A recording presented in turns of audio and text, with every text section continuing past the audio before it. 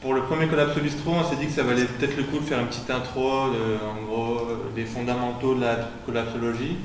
N'hésitez pas à intervenir quand vous voulez. Après, le gros de la soirée, ce sera quand même bien sûr le travail en groupe, voilà, autour d'une bonne bière. Et donc, c'est le premier Collapso Bistro. On voulait être sur une approche plus psychologique, un peu comment vivre avec cette idée d'effondrement à venir. Pour le prochain, on aimerait, d'ailleurs c'est pas encore définitif, hein, mais on aimerait effectivement faire plus, avoir plus pour thème quelle stratégie développer face à tout ce qui arrive, c'est-à-dire quel choix de vie, quel mode de vie, quoi faire quoi. Sur le troisième, on aimerait plus parler de faire une sorte de simulation. C'est l'effondrement, qu'est-ce que je fais concrètement, est-ce que je vais voir ma famille, est-ce que je reste en ville, est-ce que voilà, toutes ces questions-là. Et pourquoi pas un quatrième où ce serait l'effondrement s'est passé, quel monde on veut, quelles utopies, concrètement, est-ce qu'on veut, quelle forme d'organisation sociale, politique, culturelle, tout ça. Donc n'hésitez pas voilà, à m'interrompre pour poser vos questions. En gros, c'est parti pour la collapsologie. On va dire que la définition la plus partagée par les collapsologues, c'est celle de Yves Cochet, pour qui la collapsologie, c'est le processus à l'issue duquel les besoins de base, donc eau, alimentation, logement, habillement, énergie, ne sont plus fournis à un coût raisonnable à une majorité de la population par les services encadrés par la loi. Pardon ? C'est l'effondrement, ça c'est pas la collapsologie. C'est l'effondrement. La collapsologie traite de l'effondrement. Ouais, c'est vrai que j'ai peut-être fait un glissement, c'est peut-être raison du coup. Voilà, ça c'est Yves Cochet qui dit ça. C'était quand même l'ancien ministre de l'écologie de Jacques Chirac. Donc c'est pas n'importe qui parle, c'est pas un illuminé avec des théories bizarres. Et d'ailleurs, il a fondé l'Institut Momentum, où justement il parle beaucoup de prospective sur notre futur proche et à long terme. Voilà, donc des effondrements, nous, en Europe on se demande encore si ça va arriver, si ça peut arriver. Pour moi ça a déjà commencé. Les Gilets jaunes en sont une manifestation, les marches pour le climat et tout le succès qu'elles ont en sont une autre. Il y a la démission de Nicolas Hulot, il me semble que le début du scénario se met doucement en place. Donc voilà, il s'agit de... En fait, l'effondrement, c'est la convergence de toutes les crises, donc des crises climatiques, écologiques, géophysiques, et sociales, économiques, politiques, culturelles. Il y a plusieurs stades. Les collapsologues parlent de 5 stades différents. Le premier, ce serait l'effondrement financier, comme il y a pu y avoir en Argentine en 2001. C'est donc dévaluation de la monnaie, il n'y a plus d'argent dans les distributeurs, tout devient trop cher. Économique, comme c'est en ce moment au Venezuela par exemple, c'est vraiment un pays qui est en phase d'effondrement. Et d'ailleurs, ce qui pourrait se passer en Europe, ça pourrait pas mal ressembler à ça. Effondrement politique, La situation au Venezuela, c'est parce qu'ils sont quand même attaqués par les États-Unis. C'est le Du coup, effectivement, ce fameux Yves Cochet, il prévoit. Alors, je ne sais pas si vous connaissez ce graphique, c'est peut-être le graphique le plus important de l'histoire de l'humanité. En fait, c'est donc le rapport Meadows qui a été commandé par le Club de Rome au MIT, donc on ne parle pas de rigolo quand même. C'était en 70, je crois, ouais. Ils ont rentré plein de données sur un logiciel très complexe de simulation et ça a donné à peu près ça. Enfin, ça a donné ça. Et malheureusement, on se rend compte que ce modèle est terriblement juste et terriblement robuste. C'est-à-dire que leur simulation, en fait, les simulations, c'est les petits points. Et là, par exemple, en continu, c'est ce qui s'est vraiment passé. Donc vous voyez que quand même, ça suit pas mal finalement. Et aujourd'hui, on en est, donc 2025, on est à peu près vers là. Donc vous voyez qu'on est vers ce moment charnière où il va y avoir une population qui va un peu stagner sur un niveau... Voilà, sur ce niveau-là. Du coup, la nourriture et les services par habitant qui commencent à décliner, là, on est vraiment vers le haut, quoi. Et donc ensuite, même l'industrie qui commence à décliner, et ce qui peut surprendre, mais qui finalement s'explique, la pollution continue d'augmenter un peu, mais finalement finit par descendre parce qu'il y a moins d'activité, il y a moins de pollution. Mais la pollution générée par l'activité, mais la pollution, parce qu'il y a des fois des décalages. Là, toutes les épaves en mer, sur les solutions-là, les épaves en mer, ils n'ont pas encore leur largué entre guillemets leur cochonnerie là, de chute calcaire, ça va être. C'est optimiste ce graphe par rapport à la pollution. Il est optimiste malheureusement. C'est pollué, des fois pour certaines matières. Après, ça s'est été publié en 1972, oui. C'est des scénarios possibles. Oui, c'est arrivé après, le Club de Rome disait qu'il prévoyait l'effondrement de notre civilisation en 2030.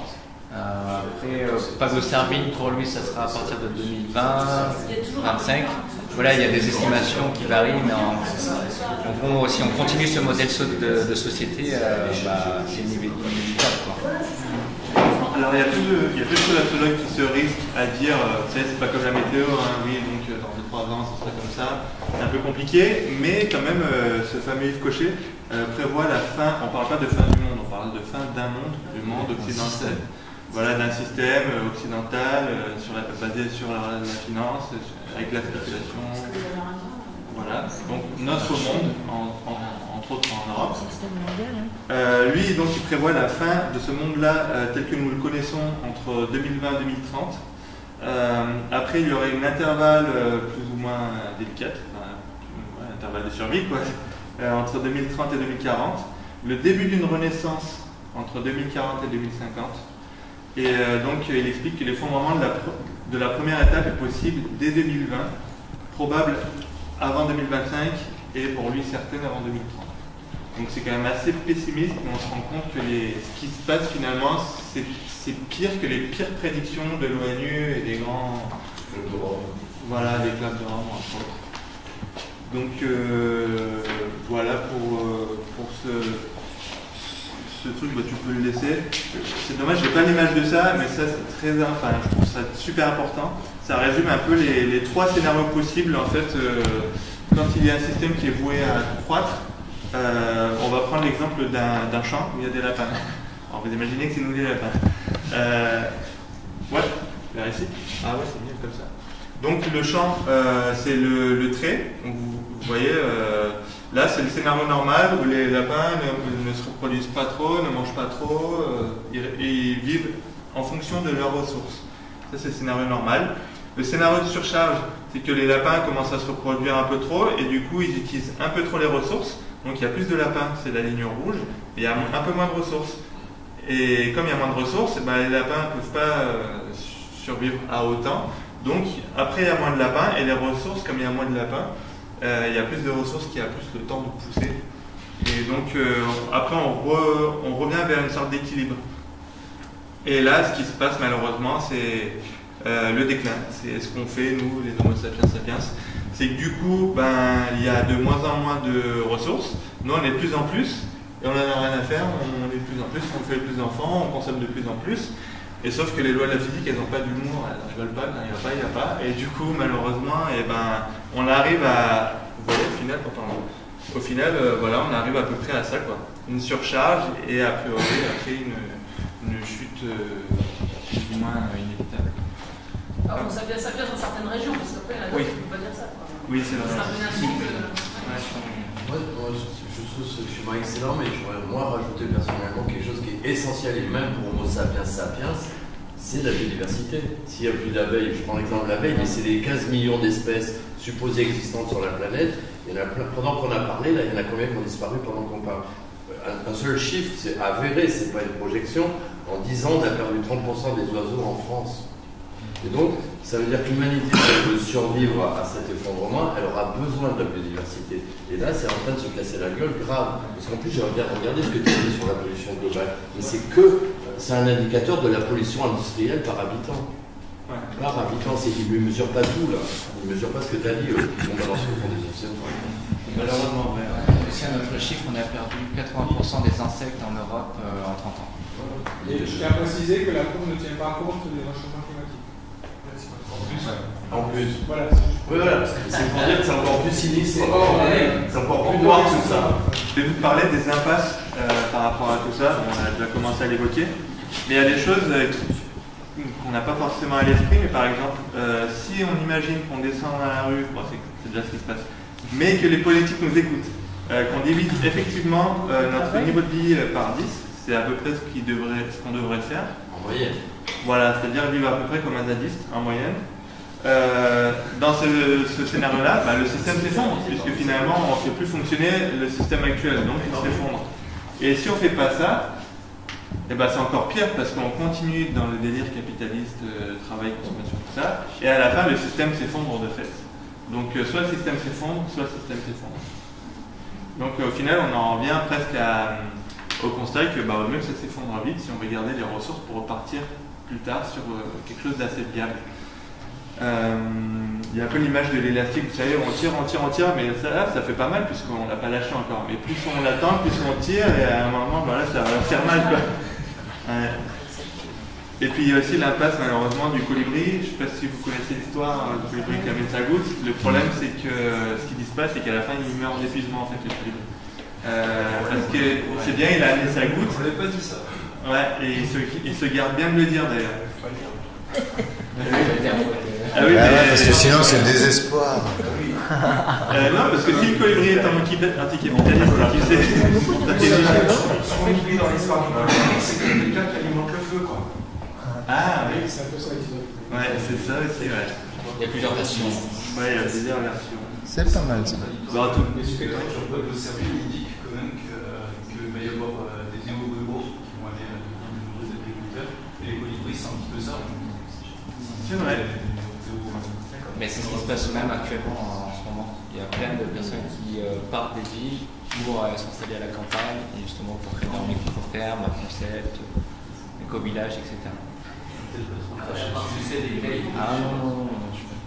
Non, moi j'aime bien l'idée. Le problème, c'est de laisser croire aux gens que le colibri sauverait la forêt, quoi. Alors que non, la forêt brûle et nous,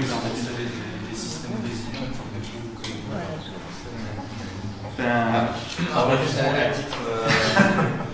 titre personnel, fondateur de Alternativa, et il disait qu'il fallait marcher sur les deux pieds, et un pied c'était faire sa part de manière individuelle, s'engager, changer son mode de vie, ses comportements.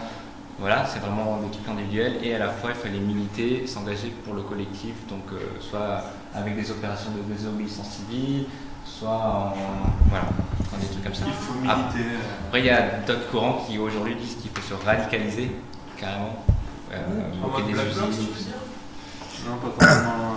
Non, il faut désobéir. De production. Désobéissance civile. Mais ce sera. Au XXe siècle, on disait plus ça, maintenant on disait agir localement, penser globalement. On le dit encore, hein. Cette image du colibri pour illustrer le fait qu'être exemplaire, malheureusement, ne suffit plus. Il faut militer. Parce qu'on n'a plus le temps d'être exemplaire et d'espérer autour de. Voilà, malheureusement. Ça suffit pas. Ça suffit à être en cohérence avec soi-même et peut-être être heureux grâce à cette cohérence. Tâche d'huile. Voilà, on fait tâche d'huile. Sinon, c'est pas mort. En ville, vous n'avez pas le chemin. Voilà. Donc le but, c'est de pas forcément être en ville à ce moment-là. Une autre impasse, c'est que la démocratie, malheureusement, ne suffira pas parce qu'on ne sera jamais prêt. Imaginons que quelqu'un se propose de diviser notre niveau de vie par 10. Qui voterait pour lui, honnêtement, même moi je suis même pas sûr que je voterais pour lui. Imaginons qu'il serait élu, en fait on ne saurait même pas comment faire pour diviser notre niveau de vie par 10. Il faut un bon dictateur. Voilà, et qui est prêt à vivre comme un zadiste aujourd'hui? Enfin, même moi qui pourtant reconnais la pertinence de ce mode de vie, je ne suis pas encore prêt à vivre comme un zadiste. Ça remarche pas beaucoup, mais il y a aussi le prix des choses. Est-ce qu'on ne pourrait pas mettre un peu une taxe en kérosène et empêcher tous ces avions Voilà. Ouais, juste une autre impasse, effectivement, c'est sur le pétrole. Le problème, c'est que si on laisse le pétrole dans le sol, c'est quand même ce qu'on devrait faire. Et du coup, malheureusement, notre système qui repose sur l'extraction de pétrole s'effondrerait. Alors que si on utilisait tout le pétrole qui reste, on polluerait bien, ça serait l'enfer sur Terre, et puis ça s'effondrerait. Donc si on le laisse dans le sol, ça s'effondre, et si on le prend, ça s'effondre aussi. Donc encore une impasse, on s'est dit finalement, vaut mieux se faire à l'idée d'effondrer. Avec moins de température. Oui, donc vaut mieux le laisser dans le sol, on est d'accord. Vaut mieux le laisser dans le sol et que ça s'effondre tout de suite. Les énergies alternatives, Malheureusement, l'impasse des énergies renouvelables, c'est qu'on n'a pas assez de métaux rares pour développer l'éolien et le solaire à échelle mondiale, c'est-à-dire pour remplacer les 92% qui sont pétrole, charbon et gaz. Voilà, il faudrait déjà réduire notre consommation. Même le nucléaire, moi je suis forcément contre le nucléaire, mais tant qu'on ne divise pas notre niveau de vie, c'est inutile de parler d'arrêter de quoi que ce soit. Le problème est aussi politique, parce qu'on a trouvé 700 milliards d'euros pour les banques lors de la crise. On n'a pas trouvé 100 milliards pour la transition écologique.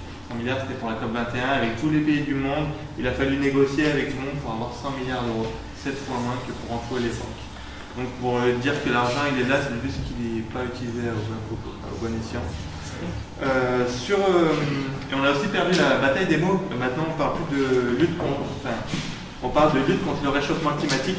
Alors c'est l'industrialisation du monde le problème. C'est plutôt contre ça qu'il faut lutter, contre l'industrialisation du monde et la pollution que ça génère.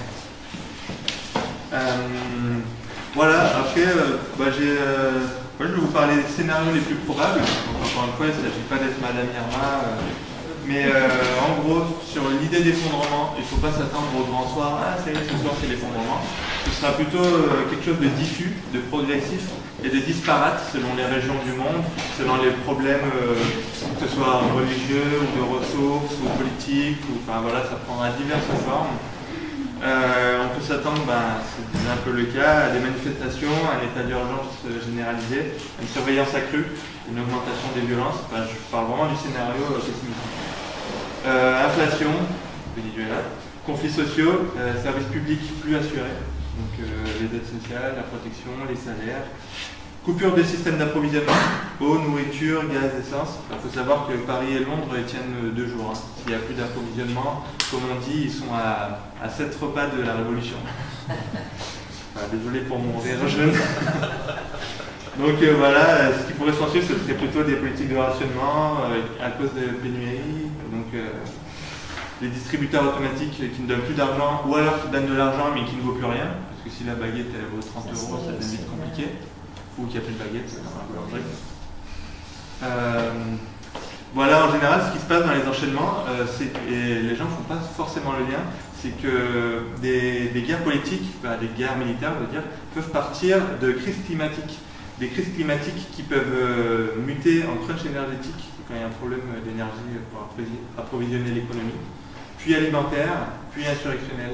Par exemple, la Syrie, avant la guerre de Syrie, il y a eu une grosse sécheresse qui a poussé beaucoup de paysans syriens vers les grandes villes qui n'étaient pas prêtes à accueillir tout ça, tous ces paysans.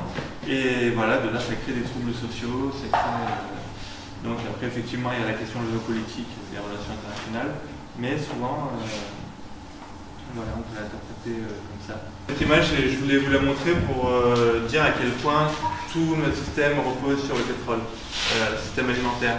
C'est-à-dire déjà OGM dans les graines, tout ça que la fait planter, pesticides, insecticides.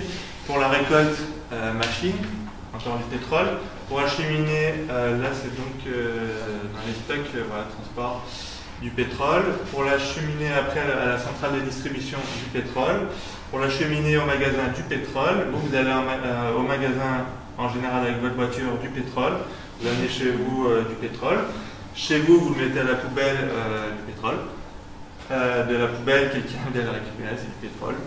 Et ensuite, on essaie d'en faire quelque chose. Du pétrole ou pas, malheureusement. Donc voilà, du pétrole. Ah, ça peut être un peu anxiogène. Vous l'avez peut-être deviné, c'est la carte des centrales nucléaires françaises. Bien ici, en fait, ça va. On n'est pas trop mal. Mais on est à 2 pas de. Si vous avez des amis dans le coin, c'est quoi le lien entre les risques nucléaires et l'effondrement? Alors, le problème, en fait, c'est la principale menace, et Pablo Servigne l'a confirmé. Pourtant, Pablo Servigne ne vit pas très loin d'ici. Mais bref, le problème, c'est que si un souci d'approvisionnement en énergie ou une crise économique, en fait, les centrales, on peut les éteindre en quelques heures, mais pour pas qu'elles explosent, il faut les refroidir en plusieurs mois. Et elles ont assez de réserves pour tenir quelques semaines, pour truc d'urgence pour les refroidir quelques semaines. Et le problème c'est que du coup on peut pas, il faut, dans cette situation-là, qu'il y ait toujours assez d'argent pour payer des ingénieurs qui viennent travailler chaque jour pendant des mois. Donc il faut de l'argent, il faut de l'énergie, donc de l'eau pour la refroidir. Et ça, c'est pas sûr si c'est un peu la crise. Parce qu'à un moment, si on est sur des réflexes un peu plus de protection, même les militaires, enfin je veux dire, voilà, ils iront voir leur famille. Voilà. Donc ça, c'est assez simpliste parce que c'est au moment où ça explose, ça c'est la zone d'exclusion en rouge. Et là, c'est plus la zone de contamination. Mais ce qui ne prend pas en compte, et qui est important, c'est les cours d'eau et voilà, et le vent. Ouais. J'ai pas ça de Chernobyl, ouais. Mais ce que tu dis là, c'est très juste, mais c'est sur le papier. C'est les mecs qui ont fait Polytechnique et l'ENA et compagnie. Qu'est-ce qui s'est passé au Japon? Les ingénieurs, ils ont foutu les piscines en haut des centrales. Le tsunami, il n'avait pas pensé, les ingénieurs. Il a dit non, ça n'arrivera jamais. Il a parlé de Paris. La crue du siècle à Paris, elle est modélisée, elle est préparée, parce que Paris, même le Louvre, le musée du Louvre, c'est pour te parler de centrale nucléaire. Je m'adresse à toi et aux gens. Au Louvre, ils ont prévu de remonter les toiles s'il y a une inondation de la Seine. Mais l'inondation de la Seine, c'est un épiphénomène. Le Japon était à 2 secondes, quand je dis à 2 secondes, c'est une façon de parler, d'évacuer 40 millions de personnes. Le Premier ministre, à l'époque, il est aujourd'hui, il fait le tour du monde, il ne fait pas comme Sarko qui prend des conférences à 500 000 €. Il fait le tour du monde, il est devenu un antinucléaire radical comme moi. Il y a un site à Montpellier, un groupe qui s'appelle ADN 31, j'en fais partie. Et c'est pour dire ce qu'il a dit, c'est pour parler de collapsologie. Si 40 millions de Japonais doivent se barrer, ils vont où? Le Japon, il n'y a pas de place. Il parle de la Syrie en pire. Une seule centrale, enfin 4 réacteurs, à Fukushima, 4 réacteurs. Et le corium, on ne sait toujours pas où il est. Ils ont fabriqué des nanorobots. Les nanorobots, ils se prenaient des rayonnements gamma électroniques au bout de 10 secondes. Les premiers robots n'y arrivaient même pas à aller chercher le corium. Donc ce qu'il est en train de dire là avec cette carte, c'est que ça craint. Le nucléaire, c'est la pire des solutions. Et c'est pour des centaines de millions d'années. Si tu as étudié en physique ce que c'est que la demi-vie d'un élément radioactif, eh ben, il faudrait tous que les pharmacies nous livrent tous, à nous qui sommes à 2 pas de Tricastin, de l'iode. Pourquoi? Pour saturer notre thyroïde. Moi, s'il y a un pépin, je me casse à Barcelone parce qu'il y a les Pyrénées. Mais est-ce que je pourrais me casser à Barcelone? Non. Je viens de Lyon. À Lyon, il y avait des risques industriels chimiques graves. Les consignes à Lyon, quand j'étais dans les années 70, c'est de se calfeutrer chez soi. Parce qu'en temps normal, il y a des bouchons à Lyon, comme partout. Donc si tout le monde se barre avec sa bagnole, il n'y a plus personne qui bouge. Ça, c'est des films des dystopies. Donc le nucléaire, c'est la pire des solutions. Désolé d'avoir été long. Ouais.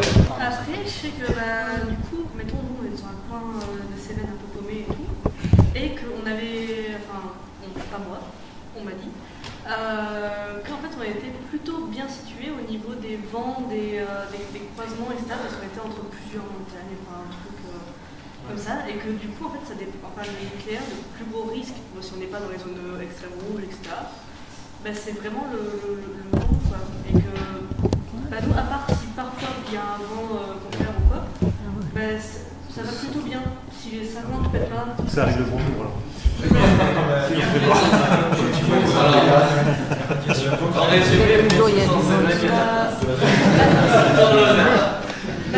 mais après, j'avais vu que, enfin, pareil, c'est une personne qui m'a dit, donc j'ai qu'une seule source, je sais pas, mais que c'était plutôt le Portugal qui était la meilleure zone pour les vents et le nucléaire, etc., que c'était la zone la plus protégée, on va dire. Mais le Cap-Vert, c'est mieux, c'est encore plus loin. C'est sûr que le Portugal n'est pas c'est pas une question de distance, la preuve c'est que Tchernobyl on serait pris dans les gueules.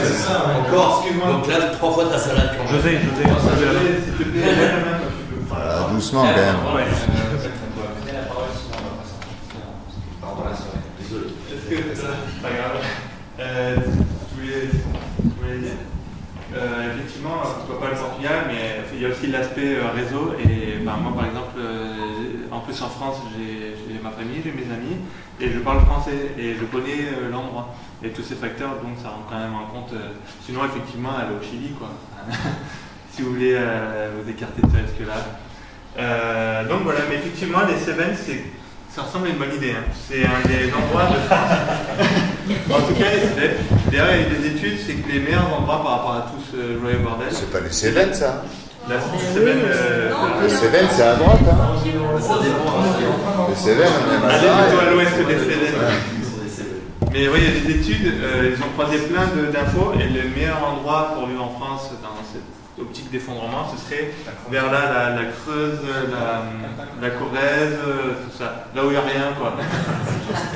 Il n'y a pas de boulot, il n'y a pas d'appart, il n'y a rien. Ah oui, il y a des sources. Ils ont croisé ça aussi. Bonne réponse. Et les Pyrénées, c'est pas mal. Les Pyrénées aussi, ouais. L'Ariège. Et ce qu'il ne faut pas négliger, c'est que dans les Cévennes et en Ariège, il y a historiquement des cultures de solidarité, d'entraide entre les communautés, parce que c'est des communautés qui étaient plus ou moins persécutées par les dits de Nantes, par les catholiques, tout ça. Alors bon, toutes ces raisons un peu historiques qui font que vaut mieux être dans ce genre de scénario. Pour l'approche psychologique, et on va à peu près terminer là-dessus pour passer aux ateliers ensuite. Voilà, on se rend compte qu'avoir les infos, ça suffit pas. En fait, c'est comme si on le sait, mais on ne croit pas. Enfin, on ne croit pas ce qu'on sait. Voilà, c'est une sorte de paradoxe comme ça. Et du coup, face à des croyances, malheureusement, l'argumentation ne suffit pas. C'est un peu comme avec les religions. Ou le capitalisme, qui est une sacrée croyance quand même. Donc voilà, on a tendance à entendre l'info. Enfin, il y a différents stades dans l'acceptation. Il y a quand on entend l'information, on la rejette, puis on l'accepte et on la réalise. Et effectivement, ce qui se passe en ce moment, c'est que du coup, la plupart des gens sont vers là. Et comme dans les années 30 avant la guerre, est-ce que tu peux juste comme dans les années 30 avant la guerre, on se divertit pour oublier, on est dans l'idée voilà, de chercher un bouc émissaire aussi. Il y a une échelle de chez Fourcade qui est très intéressante. C'est un peu l'échelle de la conscientisation, où il dit que le premier stade, c'est il n'y a pas de problème. Le deuxième stade, c'est il y a un problème principal qui, une fois résolu, résoudra tout le reste. Pour moi, par exemple, c'était le système banquier de spéculation. Le troisième stade sur les 5, c'est il y a plusieurs problèmes différents. Donc en général, il y a plusieurs problèmes différents. On commence à approcher à la collapsologie. Le quatrième, ces problèmes différents sont tous interconnectés. Donc là, on est vraiment sur la collapsologie. Quand on réalise l'interconnexion des crises qui s'entre-déterminent entre elles. C'est en général à ce moment-là où pas mal de gens commencent à devenir écolos, enfin, à éveiller cette conscience-là. Tout est lié. Et puis le cinquième stade, ces problèmes englobent absolument tous les aspects de la vie. Qu'on retrouve dans tous les aspects de la vie. Il y a une étude qui a été faite sur pourquoi on ne réagit pas alors qu'on sait. Et en fait, ils sont aperçus que les gens, globalement, notre cerveau est fait d'une telle manière qu'on préfère accepter un plaisir immédiat plutôt que de le refuser pour un hypothétique bienfait plus tard. C'est-à-dire que ce bienfait, il serait plus tard, et en plus, on n'en est même pas sûr. Du coup, on va vers...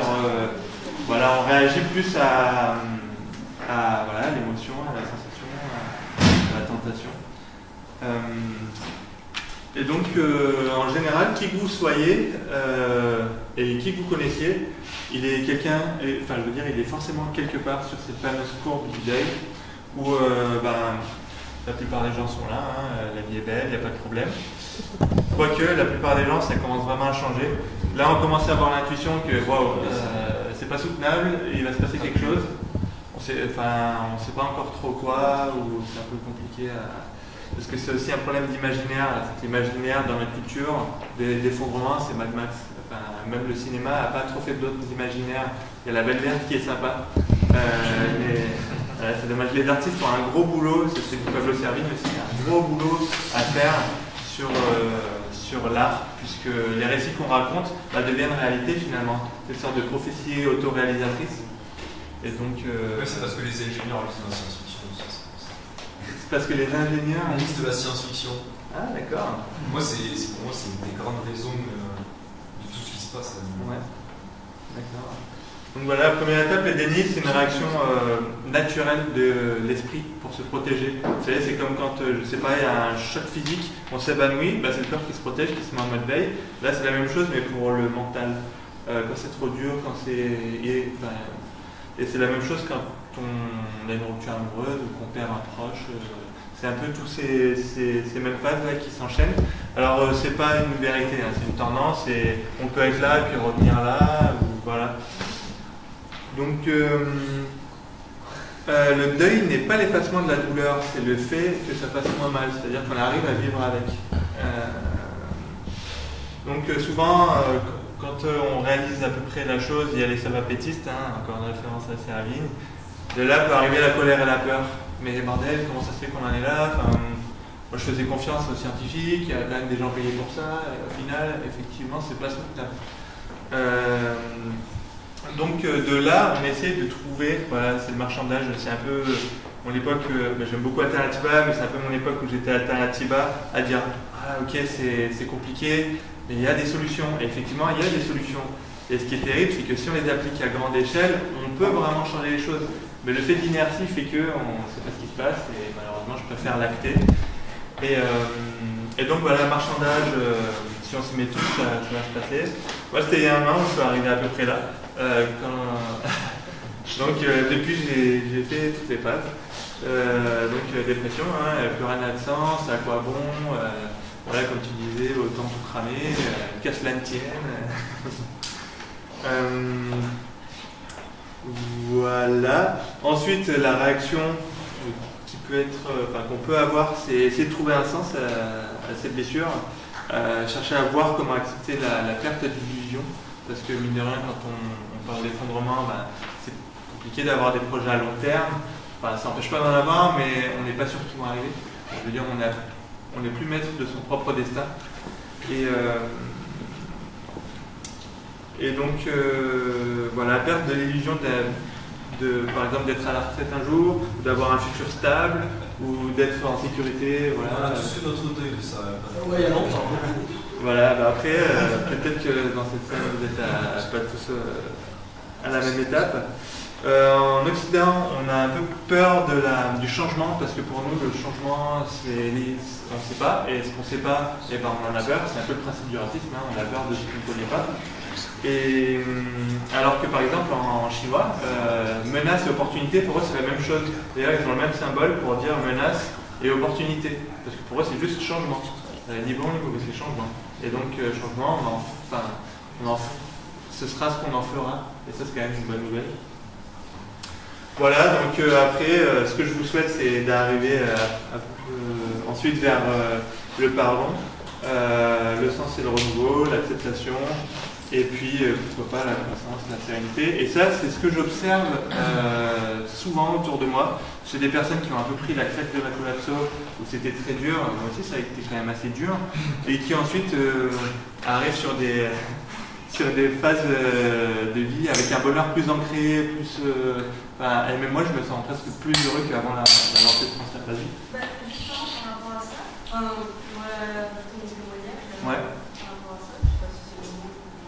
Vas-y, ouais. Mais personnellement, je sais pas si c'est dans mon jeune âge ou quelque chose comme ça, mais en fait, on m'a toujours dit toute ma vie, bon, ça risque de péter un jour, etc. Mais depuis que je suis née, on me le dit ça.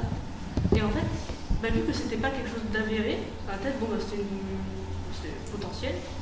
Et en fait, quand je l'ai appris, l'effondrement, tout ça, ça allait arriver bientôt, sûrement, plus tard, je pense. Et en fait, au final, ça m'a vachement soulagée parce que ça me faisait beaucoup plus peur de vivre dans un monde où justement tu vas pas à la retraite, tu sais plus quoi faire, tu regardes la télé jusqu'à temps de mourir. Tu peux vivre dans un monde où justement tu peux faire des choses réelles qui t'apportent une vraie utilité et une vraie impression de vivre, on va dire.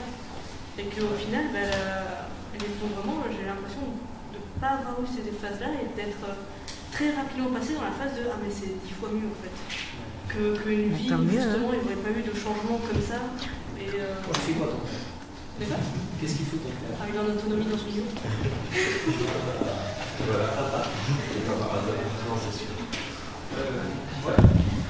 Oui, c'est pour rebondir ce que tu disais. Et moi aussi je trouvais que depuis alors c'est sûr qu'au début c'était un peu compliqué, mais d'ailleurs pour rebondir sur ça m'a super, c'est un souffle de trouver plus de projets à long terme à réaliser. Donc je vais m'orienter vers la permaculture, faire plus de travaux manuels, etc. Et je trouve que justement je trouve plus la voie que sur la société dans laquelle on vit maintenant, quoi. Et ça, je pense que c'est un élan de vie quand même. Il y d'effondrement? Je m'en reconnais totalement, parce que effectivement, moi, ça m'a donné des nouvelles compétences à aller chercher, des nouvelles communautés à former ou à aller contacter, un nouveau projet de vie, et finalement, c'est pas plus mal qu'un système mortifère qui tue la vie sur toute la planète s'effondre. En fait, c'est la meilleure chose qui puisse arriver.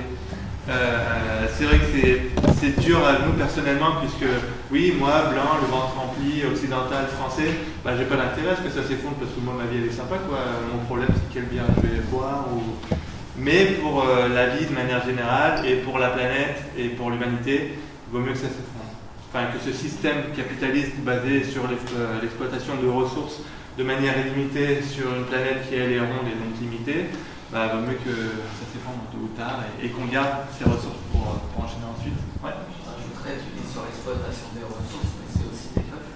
Tu vois, la France-Afrique, par exemple. Ça, c'est une autre question. Ouais. Après,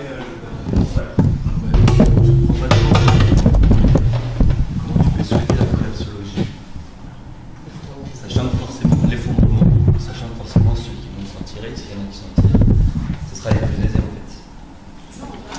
Alors, pas forcément parce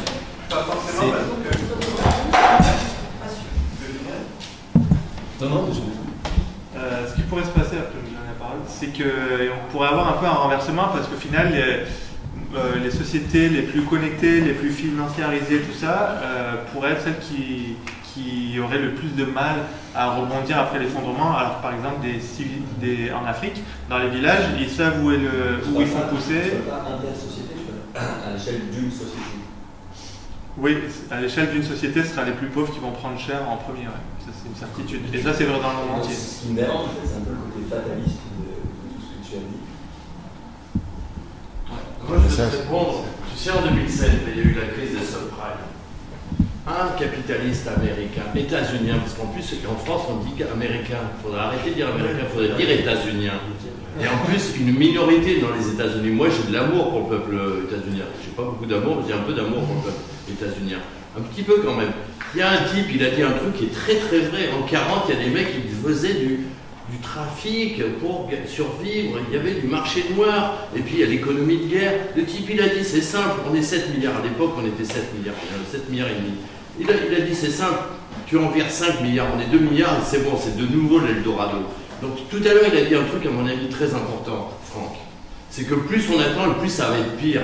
Donc que ça soit moins pire, plus vite, ça va s'effondrer, et moins les pauvres, ils vont payer cher. Au Bangladesh, les 200 millions de personnes, 1 mètre d'eau de plus, et même 50 cm d'eau de plus, ils vont manger beaucoup.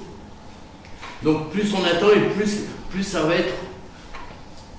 Le XXe siècle a été horrible, mais au Moyen-Âge, il y avait des épidémies. À Marseille, un endroit où tu marchais sur les cadavres, il y avait 80% de la population qui était tombée de la peste ou du choléra. Mais là, c'est planétaire, il ne faut plus raisonner en termes de société. Il faut raisonner en termes qu'il y a une seule planète, et ce qu'il a dit, on en est au mois d'août. Au mois d'août, on nous annonce que la planète, elle est consommée. Est-ce qu'on va attendre que la planète, elle soit consommée au mois de janvier pour réagir? S'il te plaît, José, est-ce que tu peux conclure? Parce qu'après, on va enchaîner. Je dis ça alors que je parle beaucoup, désolé. Non, c'est moi qui parle trop. On prend 3 prises de parole et après on commencera sur les ateliers. Allez-y, madame. Là, il semblerait qu'on attend l'effondrement. Moi, j'ai une culture politique qui consiste à penser qu'on doit lutter, et c'est tout. Dans ma culture, il y a le mot révolution. Et le mot révolution, c'est un mot qui implique une lutte et non pas une attente. Alors moi, ce que je voudrais, c'est que le débat, justement, il puisse s'orienter sur le fait que c'est un travail collectif, principalement, beaucoup plus qu'individuel, et que ce n'est pas une attente à avoir, mais une lutte à mener. Donc, et pas plus évolution que révolution, parce que révolution, ça veut dire... Je veux bien qu'on discute sur les termes, mais moi, par révolution, j'entends une marche ensemble et pas seulement un mouvement individuel et une attente. Alors, ce que je pourrais répondre à José, je pense que le Bangladesh, même s'ils prennent 50 cm d'eau, ils ne vont pas attendre qu'ils prennent les 50 cm d'eau pour venir nous voir et nous dire, les gars, on est là et venez nous sauver. Enfin, je suis d'accord. Voilà. Il faut prendre ça en compte, quoi. Après, je suis d'accord avec madame.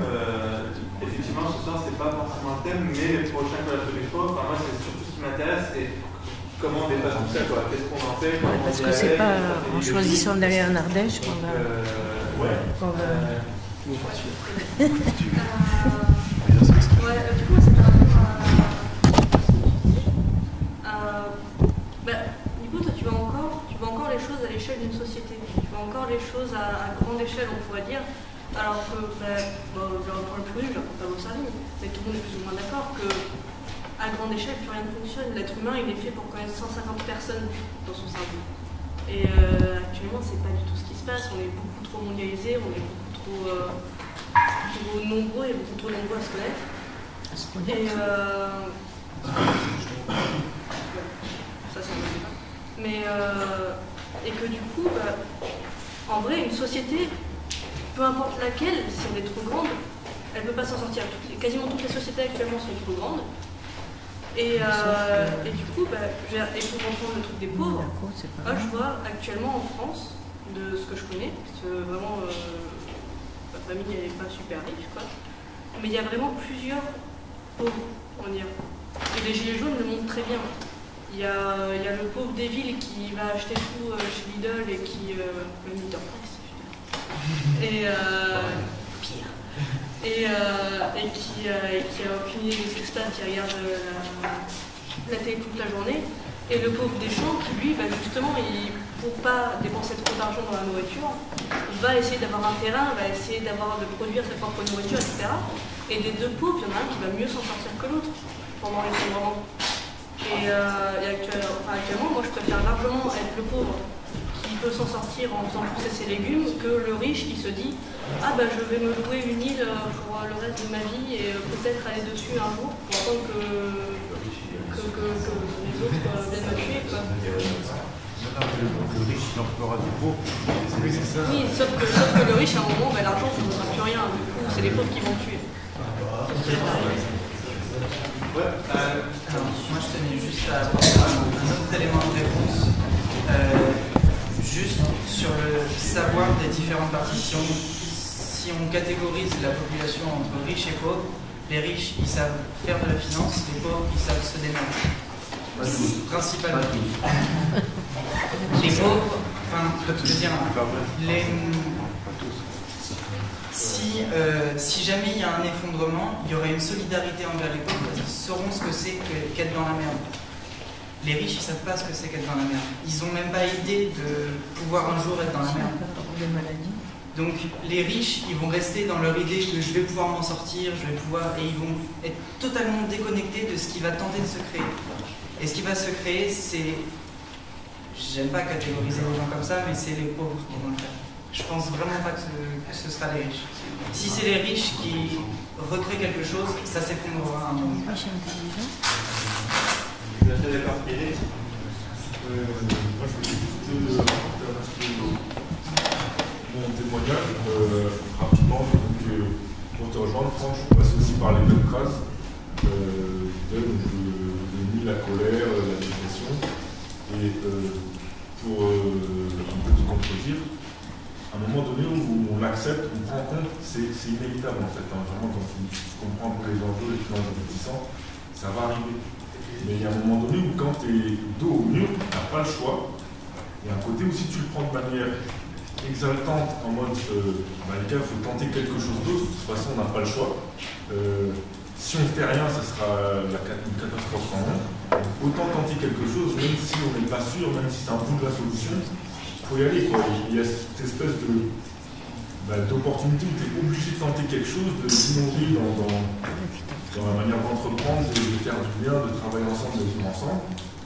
Et ça, c'est un côté exaltant qui fait qu'on peut souhaiter l'effondrement c'est pas d'une société qu'on veut, c'est plutôt un modèle économique qui est destructeur de la vie. Et c'est plus ça qu'on souhaite, on ne fait pas la destruction ou l'effondrement de la vie des sociétés.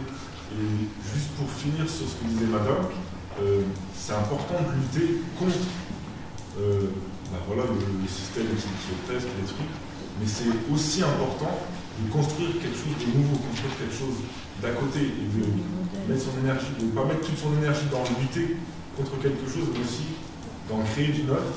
Et pour moi, c'est avec cet équilibre-là qu'on trouvera des solutions qui permettront de d'amortir le choc, d'amortir l'impact.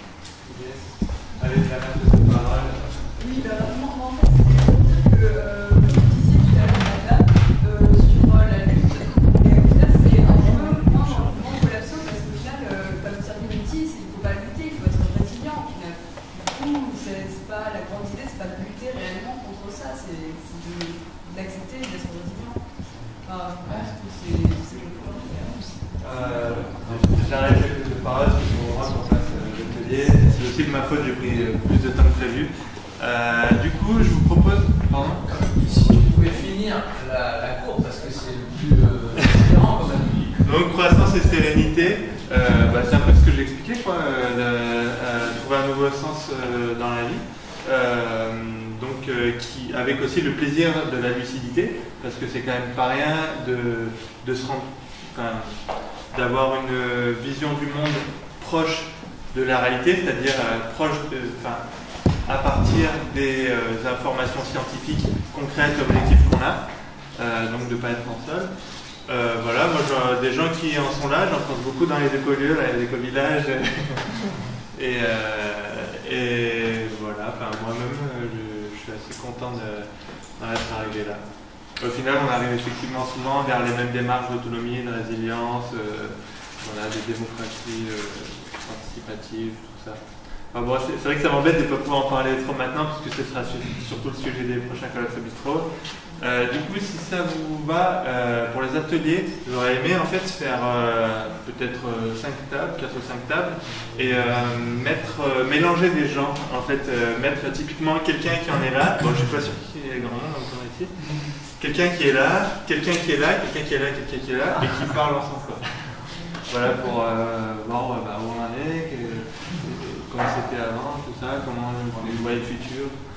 Voilà, donc le truc c'est que pour savoir à peu près où vous en êtes là-dedans, ceux qui sont sceptiques, il n'y a pas de souci avec ça, ceux qui commencent à s'intéresser à peine à la collapsologie et à tout ça, ça commence là-bas, et en fait ceux qui sont dans la croissance et sérénité, ça arrivera plutôt vers ici. J'avais aucun espoir de survie.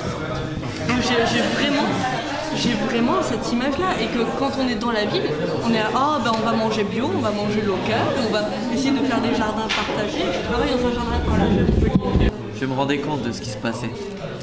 Donc en fait, ce qui m'a fait mal, c'est que ça a mis le point sur plein d'interrogations que j'avais, et je l'ai mal vécu la première semaine, très très mal. Et très vite, j'ai décidé de rebondir. Voilà, et j'hésitais entre rester en ville, développer ma vie ici, ou repartir dans les Cévennes où j'ai un petit terrain. Les toilettes sèches, tout ça, la campagne, tout est possible avec ça, et avec mon potager. Et puis à un moment donné, il y a eu un numéro de silence qui m'a un peu fait une claque, parce que voilà, une prise de conscience qu'on était très très dépendant de la voiture, en fait, paradoxalement, d'être à la campagne. C'est vrai que la moindre le jardin, ça ne suffisait pas pour nos besoins complètement, et la moindre... Et je me suis dit, moi j'ai un petit projet qui me tenait à cœur, c'était de se réapproprier l'espace public à travers des panneaux d'expression libre, ce qu'on appelle, et mettre des citations inspirantes. Des citations inspirantes qui suscitent le déclic ou la réflexion, qu'en collectif, tout le monde, on va diffuser le message. Donc j'ai eu cette idée-là. En parallèle, j'ai fait 12-13 pays, et en fait, vraiment, je suis frappé par ce phénomène, parce que quand j'étais en Inde, en Colombie ou en Grèce, quand on voyage, souvent on a des impressions de l'environnement où on est. Et en Grèce, j'ai vu que, avant c'était une civilisation assez avancée, et même la Grèce, qui a été aussi romaine, s'est effondrée un jour, et je me suis rendu compte que tout est éphémère. Comment vous avez pris conscience, comment vous avez passé la phase de déni? Est-ce que vous avez un moment où vous avez senti la bascule? Moi je parle beaucoup trop. Commence, vas-y. Comment t'as découvert ça? J'aurais bien aimé aussi avoir ta réponse sur la viande, parce que t'as posé la question et moi c'était l'environnement d'abord. L'environnement, c'est-à-dire le réchauffement climatique, je veux dire, avec le film d'Al Gore. Mais c'est l'idée, il y a quand même la science qui avance. Le problème, c'est que chaque progrès scientifique, c'est du high-tech, c'est pas du low-tech. On n'a pas assez de métaux rares pour le développer à grande échelle. et ça met toujours des dizaines d'années à se démocratiser. Donc, 50 ans à peu près. 50 ans entre le moment où quelque chose est une solution inventée et le moment où elle est développée, où on peut l'utiliser, c'est à peu près une cinquantaine d'années. Je suis sur la fin de la courbe. Moi, je pense que je suis pas sur la courbe, tout simplement parce que cette courbe, je pense que c'est un outil qui donne des idées. Oui, c'est vrai que quand on commence à y réfléchir, on peut peut-être passer par un schéma qui reproduit cette courbe, mais après, c'est beaucoup plus variable. Enfin, ça a déjà été dit, c'est vraiment quelque chose que je mets au second plan et je me dis, bon, bah, c'est vrai que ça existe, mais je vais pas me donner un truc parce que forcément, je vais me culpabiliser par rapport à ce que je suis. Que ce soit du déni, que ce soit me dire que tout va bien avant ou après, je trouve pas ça forcément très intéressant. Moi, la collapso, ça fait, 2 mois et demi. Mais en fait, j'en avais pas besoin pour savoir que c'était la merde. C'est toujours la même chose. C'est une synthétisation de ce qu'on savait déjà.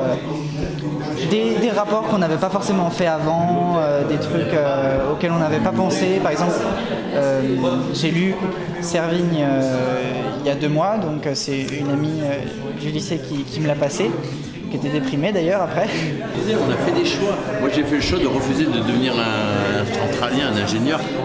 Et très vite j'ai refusé de bouffer de la viande. Mais de temps en temps je me permets. Parce que sinon j'ai l'impression que je deviens un doctrinaire, un ayatollah de... Ils me font un peu peur les véganes. Quand j'ai entendu que des véganes attaquaient les boucheries, je me suis dit ils ont tout faux là. C'est pas comme ça qu'on va y arriver. À la sortie de la guerre, manger de la viande, c'était un gage de qualité, en manger tous les jours, c'est une aberration. C'est une aberration. Ça ne tient pas la route parce que sur la santé, sur l'environnement. 9 milliards d'êtres humains bientôt qui mangent. Le debunking, c'est comment j'utilise la conspiration pour discréditer une théorie. Ouais. Et on peut discréditer le pouvoir des banques, on peut discréditer la montée des eaux, on peut discréditer plein de choses en faisant un beau reportage, mais on va voir qu'il est faux. Parce qu'on va mettre en avant un détail faux. Et donc je vais dire, ah bah non, mais ce truc ça n'existe pas, bah regarde, on voit bien qu'il est faux ce reportage. Organisé pour être structuré, autrement c'est le chaos systématique. Alors c'est pas du tout ce qui se passe dans la réalité. Juste pour finir, tu vois, dans notre communauté, le principal problème qu'on rencontre, c'est le problème de, en fait, on a beaucoup de diversité de personnes, et ça se catégorise vraiment en 2 trucs que je vois clairement, l'intellectuel et le pratique. Et qu'on a beaucoup de personnes qui sont très intellectualisées, très dans la théorie, très dans le « il va falloir faire comme ça, qu'on s'organise comme ça, qu'on partage, etc. » Et beaucoup de personnes, du coup, qui sont dans le pratique du type « il faut acheter ça, il faut faire ça, etc. » Et que ces deux types de personnes-là, on n'a pas d'entre-deux. On n'arrive pas à bien s'entendre entre les deux. Les pratiques disent aux intellectuels « mais non, vous faites rien, vous pouvez pas comprendre comment c'est la vraie vie, etc. » Et les intellectuels disent aux pratiques « mais vous réfléchissez pas, vous allez faire des erreurs, etc. » Et que actuellement c'est vraiment ce qui fait que ça n'avance pas. C'est pas que l'argent détermine ce que je vais faire dans ma vie. Parce que l'argent c'est tellement fluctuable, tu prends les bitcoins, tu prends les trucs. L'argent ça ne veut rien dire. Le seul truc qui veut dire quelque chose c'est quelqu'un. C'est les sensibilités qu'il a, est-ce qu'il va t'aider sur ce moment, est-ce qu'il a le temps, ça c'est important. Le fric, j'arrive pas vraiment à savoir à quoi ça sert. À part à te payer et encore, quand tu achètes quelqu'un c'est fallacieux tout ça. Tu rentres dans un système où il n'y a pas d'autre solution que de l'esclavagisme à la fin de l'histoire. L'argent, ça produit l'esclavagisme. S'il n'y avait pas d'argent, les gens ils s'entraîneraient. Le troc, tout ça, c'est beaucoup plus intéressant.